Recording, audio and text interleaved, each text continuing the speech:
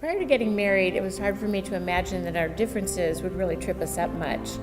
But it was probably 48 hours after our wedding, as we drove up the Pacific Coast Highway on our honeymoon, that suddenly a squirrel ran out in the road directly in front of our car.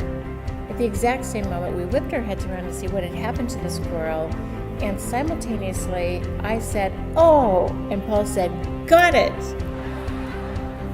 That was the first glimpse that I had into how profoundly differently we would look at the world, and honestly, that list has only grown through our years of marriage.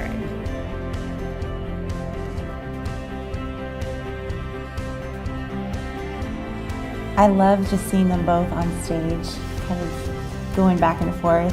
One will have a thought, the other one is just a real natural and comfortable, and they will either have me laughing or crying. They're just incredible speakers.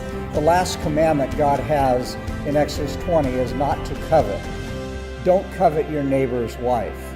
And what God is saying here is, when we covet what we don't have, it is impossible to work on what we do have. So when I thought about the young couples at our church and the need for some equipping and some encouragement in their marriages, the first couple that came to mind was the Friesens.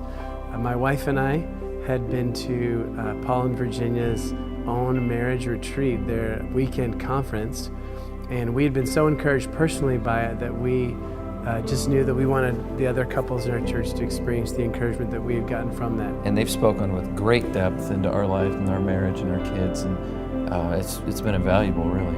We're Paul and Virginia Friesen, and we're looking forward to our time together and sharing about this incredible design that God has for marriage.